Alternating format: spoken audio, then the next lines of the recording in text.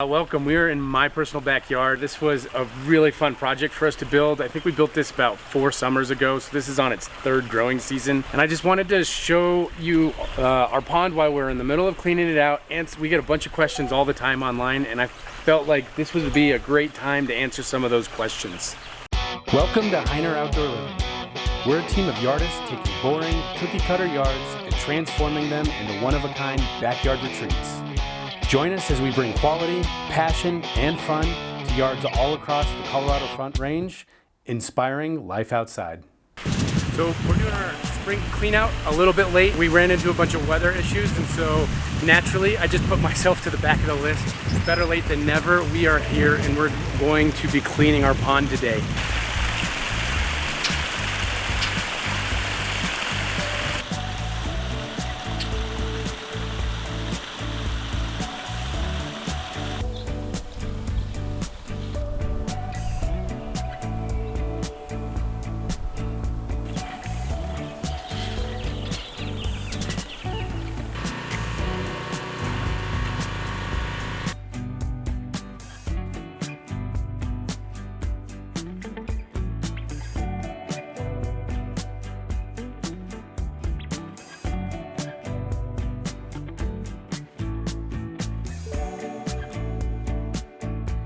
So I wanted to talk about some of the specs. I get a lot of questions, how many tons of boulders and how big is this? So this pond in particular is about 50 foot long. We go 4.5 foot deep and it's 15,000 gallons. We have 3 pumps powering 2 waterfalls and a jet system. And this comes complete with 2 biofalls and an intake bay. And then we also have some extra aeration into this pond too.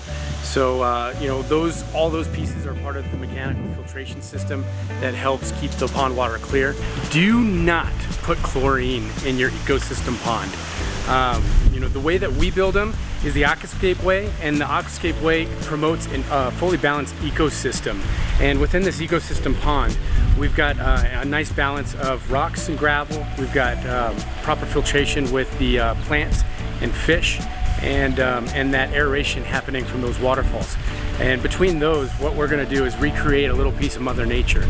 And within that is going to be a balanced system that's going to keep the water clean and clear and chemical free. We've recycled the water. It's been sitting for a few days, so it's getting a little bit of a suspended algae bloom.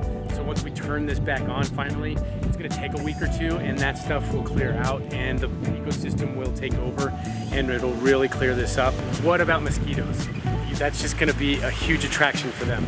And a couple facts about mosquitoes to begin with is they prefer still stagnant water, and even though we're building a pond, we're really recreating a river-like environment. So everything that we've got is constantly turning over between the jets and the waterfalls and the aeration. This is so active that mosquitoes, if they do even try and lay their larvae there, the fish will come up and eat that, and it'll be a nice little snack for them. In total in this backyard, I've got 165 tons of siloam stone boulders, ranging anywhere from cobble size up to like 5-foot boulders that took 2 pieces of equipment to move.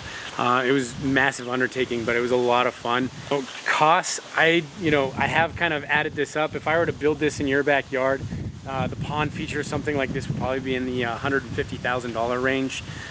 This is what we would consider like a Ferrari of ponds, and it is something to think about because it would be a huge investment. It's all down to like what's important to you. I'm a backyard person and I love working with other backyard type of people. When we moved in, it was literally just a blank slate, and I had to envision what this was going to look like before we even built the house. And so I had to make a few adjustments along the way. The grade and the house ended up in a different height, and I had to accommodate those on the fly. But I think everything is an opportunity when you're looking at some of those challenges, and we just make the best out of what we got. And you can look at the results. We just love this space, and it allowed us to kind of push the boundaries of anything that we'd ever built before. And now we've been able to use this to show other potential clients, like, look, your backyard doesn't have to just be 5 shrubs and a tree with a sea of grass back there, just a bunch of rock. It's an extension of your home. It's that outdoor living piece of the yard. And when we're back here, we literally feel like we're on vacation. And we just feel so lucky and blessed to be able to utilize this, but then learn from it and actually use this to promote the lifestyle to other people. We're over here by the intake bay.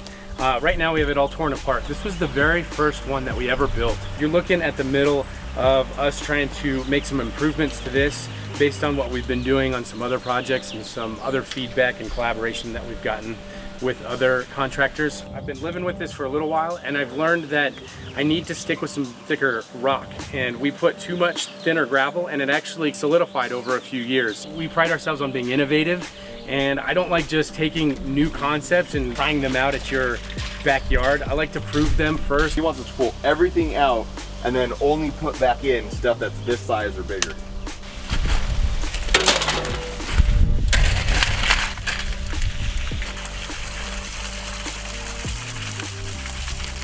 So one of the questions I get asked is, how does this work? What is an intake bay? Well, like I mentioned earlier, it is a replacement for the skimmer box. And one of the benefits of this is when you have a larger system like I've got, this pond is 15,000 gallons, and we want to be able to turn all that water over. And the only way to do that on the other conventional ways would be to have multiple skimmers. And the more mechanical stuff, it just becomes more unsightly. And so we've discovered that we can build the same technology with the liner and then using the aqua blocks at the bottom and then housing the pump. So we've kind of combined what we do for our pondless systems in with our ponds. And so we've got our pumps over here. You can see the 3 vaults over here, and the pumps are then at the bottom of this whole system.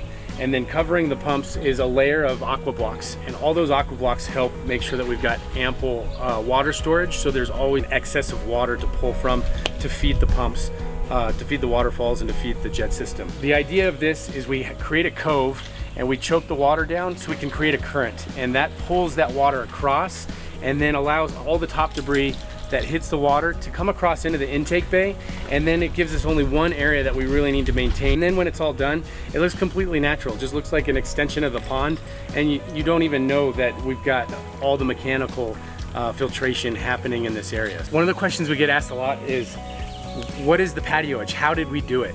This is another thing that we've been experimenting with and trying to figure out the best route to go, so that way when we're building it in your yard, you're getting some proven technology. And what we did with this one in particular is I came in and we did a footer underneath, behind the liner. What you see, or what you don't see, is we came in and poured a footer and then built a CMU cinder block wall, and then filled that with concrete, and then we were able to backfill that area. So that way we've got a very nice sound and structural wall. And then from there, what we did is we brought the liner up and we brought it up to the top of the cinder block wall, and then we took some metal stripping, and then literally just drilled into that and attached it to that wall above where that water level was. So that way that those holes that we were making weren't gonna create like a leak into the pond. And so, that stripping is above that water level. And then what we didn't want to do is just leave that liner exposed, because with the liner exposed to the sun, it gets all that UV damage, and it'll deteriorate the liner and shorten the life of the pond overall. We came in when we were done and we cut the flagstone and tilted that up, and then installed the pavers right on top so it overhang just a bit. It gave us the opportunity with that tilted to drill some holes into that flagstone and install a couple of lights shining straight out from your viewing area. And so that's kind of, that's just how we did this. As we're cleaning up the backyard, I definitely want to bring you guys back here, because, the backyard is not even near put together and what it would be like if we were ready to have guests over. So we're kind of in that in-between time right now where we got the pool still set up and we're filling up the pond. I definitely want to have you guys back here on the YouTube channel just to take a look at what this is like when we're actually getting ready to use this for what it's intended for.